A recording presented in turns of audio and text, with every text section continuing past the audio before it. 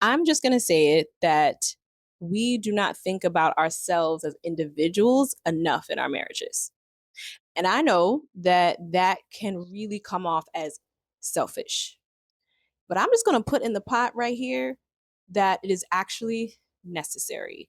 And when we change our perspective and our mindset to embrace the fact that it is necessary, we really start to open up and realize why it's not selfish.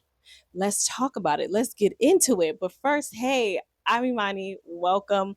I'm a marriage coach. So, yes, I talk about marriage a lot in this space, but also a lot about just life, just showing up for yourself, figuring yourself out, navigating through change, what that looks like in real time. So, welcome. Let's get into it. I still remember a question that was asked to me at a summit. It was probably 7 or 8 years ago. So a few years into me, getting into the coaching game, I was part of a panel. And the question that was posed to me was, how do I care for myself while I'm in a marriage because it feels like I need to choose? And man, this was a very layered and very powerful question. The question itself was powerful, but what was more palpable at the time was the fact that she was asking it. What was going on with her? What was going on up here that even led her to ask the question around feeling like she had to choose? Like she feels like she has to choose. How do I care for myself, my human, the only one I have while in a relationship? Because I feel like I have to choose. And I feel like this is such a relatable feeling. And I think also deep down, when we think about it, it makes us a little sad. The feeling that we have to choose others or ourselves. There's a lot of conversation around this when it comes to how much we give to others, how much we give to our kids, how much we give to organizations that we're a part of, how much we give to causes that we're passionate about, how much we give to this the household, like what we're gonna have for dinner. Gotta, fix the broken washing machine. Dang it, the AC is broken and it's July in Atlanta. Like it's hot. Oh snap, we gotta make sure we pay X bill. Oh snap, we're overdraft in this account. Like you have to manage a whole household and all of the people in it. And that in and of itself is a lot. It's a lot of responsibility. And so we're inundated with that stuff. And I think we know that because we've had a lot of conversations about all the things we have to do, all the pressures that we're under. And yet, I don't know if we really talk about what we're going through individually while you are part of a partnership in a marriage. Because we can talk about for sure like all of those things that we have to do, all the responsibilities that we have, all the places where we give and give and give and give and give, and not necessarily feeling like we're receiving. Or we talk about pouring from, you can't pour from an empty cup. We have a lot of sayings around that. But like, what is happening individually? We can have the laundry list of what we're doing, but what is the laundry list of how you're feeling? Because I know folks that are dealing with some crippling anxiety. I know folks that are so much in survival mode around food on the table, groceries, rising prices. Oh my God, what if I lose this job? Like, are we going to be on the streets? I can't stand this job, but people still got to eat. And so, I do what I have to do, energy, that they're dealing with overwhelm, anxiety. I know people who are suffering from depression, seasonal depression, situational depression, clinical depression. I know folks that are just feeling lonely in their relationship. They feel like they can't talk about certain things. They have this push and pull of, I want to be with my spouse and spend time with my kids, or I want to spend time with my spouse, but I so need to have spaciousness to spend time with myself and be alone with my own thoughts that I'm feeling like I'm stuck between a rock and a hard place because of it. I know folks that are under tremendous stress, that it is affecting them physically. They're like, I'm getting headaches all the time. My back is killing me. My feet hurt every day. Like, these are real things that are happening on an individual basis. There are folks that I know that are sad and don't quite know that they're sad. There are folks that are holding trauma from their childhood that they can't name, and there are folks that are trying to work through trauma that they've learned to name.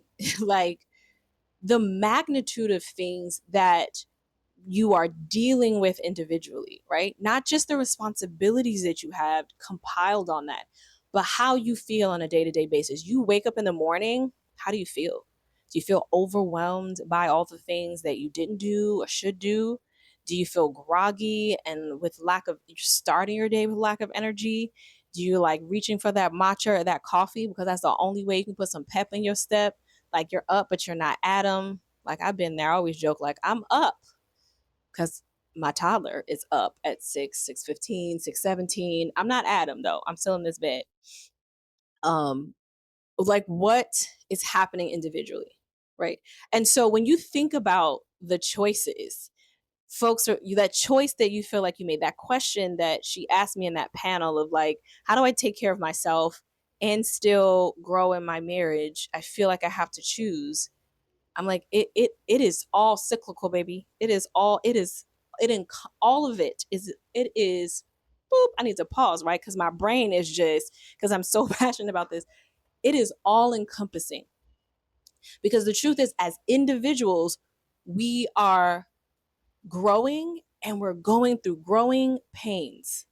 And sometimes you don't know when those growing pains are going to find relief and you're moving through it. And often when you are in survival mode, as many of us are, the feelings linger because it's hard to catch your breath enough to work on yourself, spend time with yourself, personal growth. You might be like, oh, it all sounds nice, but it's a mindset shift first and then actions will follow. I say this because I had to do it too. I get it. Like, I had to like perspective shift. Then I started making myself a priority. I talk about a lot of the ways in which I have prioritized self on this channel. And right now it's just encouraging you to drop into space of like, how are you doing? How are you feeling individually? Because when your spouse married an individual, you also married an individual. You will grow and you will elevate at different paces. It is not happening at the same time. You will have your growing pains and you will have your growing triumphs and all of the gray nuance pieces in between. And you are not just like two equals two, like one entity. You're 1 + 1 = 2. You are a partnership built around two individuals figuring out your individual life while walking life together. There's times where that concept feels confronting to folks, and yet I'm like, this is the reality of what it is. You're two individuals who have chosen to be in this partnership. And so even in that equation in of itself, because I love an analogy, we can stick right there, is even in that equation in of itself, it's like, okay, you have to take care of 1 + 1, so two is all right. All encompassing. And yet, if you feel like the other young lady, like you have to choose, this is your permission slip that you do not have to choose. Now, I get the whole thing of people being like, but it's selfish. But here's the thing. I don't think it's selfish. Selfish is kind of an excessive, I don't care what anybody else thinks. I'm not considering anybody else. I'm only thinking about me and what benefits me. Like that, there's a negative connotation wrapped up in selfishness. We're talking about necessity. We're talking about a level of freedom. Because let's think about this scenario. And I feel like people have been there when I know I have, that you've been in, we are so conditioned. You are so conditioned. We are so conditioned to be like, we have to be for everybody else. We know that part. We're so conditioned to put ourselves on the shelf, what we want, what our needs are, etc., and put it on the shelf. That if we do, out of sheer necessity, take a moment for ourselves, a moment in the closet, a moment in the car, a moment running errands on your own, there's this pang of discomfort, guilt. When is somebody going to call me and need me and cut this time short? Like there's all of this stuff wrapped up into it, but it's a necessity, kind of like, rest and water and food and air. And yet we feel bad about it. We don't feel bad about breathing. We don't feel bad about drinking water. Like none of that stuff. But just to be alone with our own thoughts, just to have space to be able to contemplate, to think through, to get clarity, to refuel, to recharge, to decompress, feel bad about it. That's the conditioning. We've been so conditioned over here that that's how we feel about it. And so this should tell you, like, okay, we have swung the pendulum too far.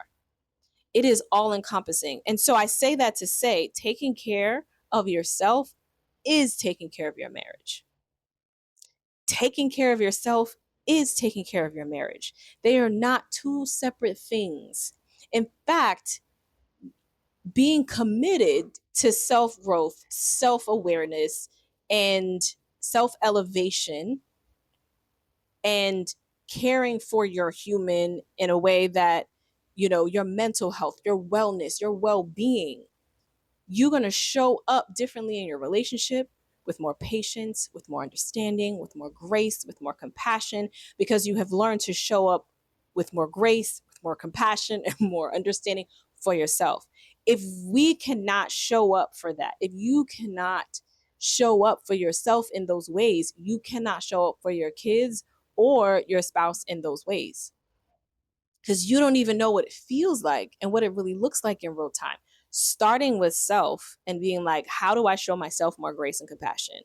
How do I run these errands by myself and not feel bad? How do I request, like, look, while I'm out, give me a couple hours. Like, whatever, if it's not like, if nobody's going to the hospital, please do not ask me any questions, right? Like, I just need that for my mental well being, right? If we cannot do those things without feeling like we have to apologize, or without the pang of guilt, or and all of that. And I get that it is a process. Okay, let me be clear. But we're talking about holding space for where we can go and where we want to be, and understanding the mindset shift around it and the perspective shift. Like, yeah, if we've got to be able to do that so that we can give to our spouses, children, organizations, etc., and we can be comfortable in no being a no, and be excited when our yeses are yeses, right? So we go into that boundary space. That's when people are like, how do I set boundaries? We reverse engineering the boundary setting. It's like, I am putting myself at the top of my to-do list. I am making sure that I am nurturing these pieces of myself. I personally, if you follow me on the channel, I talk about nurturing the creative in me, rediscovering things about myself that are creative. These things are just mine. They don't belong to me because I'm a mom. They don't belong to me because I'm a wife. They don't belong to me because I'm a friend or a sister or a daughter. They belong to me because I am Imani, and I am me, and me is she. Okay? That is why those things belong to me. This is my journey. It does not diminish my husband's journey. In fact, it gives us more to talk about. Some of y'all, don't feel like you don't have anything to talk about. You're blinking and breathing in your relationship, looking at each other like, I don't know what to say. And if it's not showing you a TikTok video, I don't know what to do. Even though there's nothing wrong with sharing some social media, because sometimes that's people's love language. You didn't see those 17, clips. I was thinking of you. I want to laugh with you, right? So that's great. But it's a hard time just finding things to talk about, because outside of your kids, outside of responsibilities, outside of the dentist appointments you need to make. So when you're taking care of self, it actually increases the what you have for conversation. Talking to my husband about my own journey of growth is some of the most beautiful conversations we have. He does the same thing with me. Oh, I realized this about myself today. What? That's powerful, babe. Like, we literally have these conversations. Other people are like, okay, that's nerdy. But I'm like, this is amazing that we can talk about this. And the only reason we can is because we have personal, individual things going on. And we continue to nurture that in different seasons of our lives, because it looks different. Whatever season you're in, you get to nurture that in this season in your life too. So, yeah, I mean, I say all of this to say, if you take nothing else, please remember, because I'm going to say it again for the people in the back, that taking care of yourself is taking care of your marriage. That you are an individual and caring for your human is necessary for every relationship that you are going to have. That selfishness is a extreme. Selfishness is over here with like, I'm not considering anybody. I just care about myself. I don't care about you. I don't need to consider you. It's all about me. It's not, that's not what we're talking about. And you caring for self is not that extreme. You caring for yourself is the necessity, is the thing that you need to be able to show up in this world with a level of peace. And I am a firm believer that that peace and that freedom comes in stages. Okay, it is scaffold. It's not like one thing happened, like, oh snap, I am free. Okay, I am at peace. We might say these things, but then something happened, boop, smacks us in the face, and we're like, oh snap. Okay, I need to find a new level of peace and a new level of freedom, depending on what season you're in. So yeah, in your marriage, you get to have deeper conversations. Better conversations gives you more to talk about. It allows you to show up better for them because you're showing up better for yourself. It increases the level of connection and intimacy that you have with your partner. I've seen it inspire partner. I've been inspired by my husband. He's been inspired by me. I've seen this with other couples. It can inspire both of you as individuals to push past some certain things, to feel more supported, to be motivated, not just inspired, but motivated to move through some of the things that you see. It opens up a realm of being able of honesty that you can have with your partner. Like, so many gates are opened up in the marriage. So I say all of that. So if you are concerned that caring for yourself and putting yourself as a priority and taking care of your human and doing working on you and putting you right up here is going to break down your marriage, I just want you to know that it's the opposite. Because taking care of yourself isn't neglecting someone else. Yes, we all have, I do want to say this, right? We all have a certain bandwidth of energy, of effort. We're a lot of us out here, we're parents and stuff. We're functioning sometimes on a level of exhaustion, but we still have free will and choice. I don't say that lightly. I don't say that because everyone else says it. I am maybe repeating it because you know this and you heard it, so that you can like chew on it, let it marinate, because you have that choice to say, I'm not gonna do the dishes, I'm gonna do this. My kids who are in 4 different activities, you know what? They can do 2. Okay, because we're not, as Brene Brown says, we're not just a parent-centered family or a kid-centered family where you get whatever and we're just out here getting whatever. We're a family-centered family. So yeah, you can get something, but it also has to be within my bandwidth. It also has to allow me not to be in my car, feels like 24 hours of the day going to and fro to all of that. It has to allow for some spaciousness for myself. I'll tell my kids. Well, Zen, I'll say it, but he's not really. But Sovereign, she gets it. Like, yeah, this is what I have the capacity for. Choose wisely. What's your choice? What would you like to do? You want to do gymnastics or you want to do swim? Okay, you want to do swim? Great. So we're not going to do gymnastics and swim, right? Because she can do it. She's got endless energy and she's not driving and she's not schlepping and she's not doing all the back end stuff. But I have to think about my energy. So it's in the choices that we make. Okay, yes, I want to be part of this organization. No, I don't want to head up the committee right here. I will volunteer. I will help. I will be a background, a doo-wop pop pop chick. I will boop. I will, you know what I'm saying? Background singers add a lot of depth and richness to the song. Okay, I will be part of the harmony, but I do not want to be at the helm. I do not want to be the solo artist at the front. Okay, let me do my thing over here, because you may not have the bandwidth. Choice. This goes back to let your no be your no and let your yes be an excited yes. So yeah, that's what I got for you. Okay, I could go on, but we're gonna stop the tape right here. Let me know what you think in the comments below. Let me know if something resonated with you. I appreciate you being here. Thank you, thank you, thank you. All right. say hey below. And for those of you who are in a space where you're like, look, I really need to work through this because I'm having difficulty being able to set boundaries, being able to request certain things from my partner, being able to feel like I can take care of me and still have the bandwidth to be my partner. I help people find the spaces they didn't know that they had to be able to do the things that they want to do, but didn't realize they could do. I hold that space for you. I've been doing it for almost 10 years. I got you. So if that's something that you really want to hone in on and you're ready, please, in a non judgmental, held space, meet me in the description. I got something for you. We got this. All right. Thank you so much for joining me. Okay. On today, whenever you're watching this.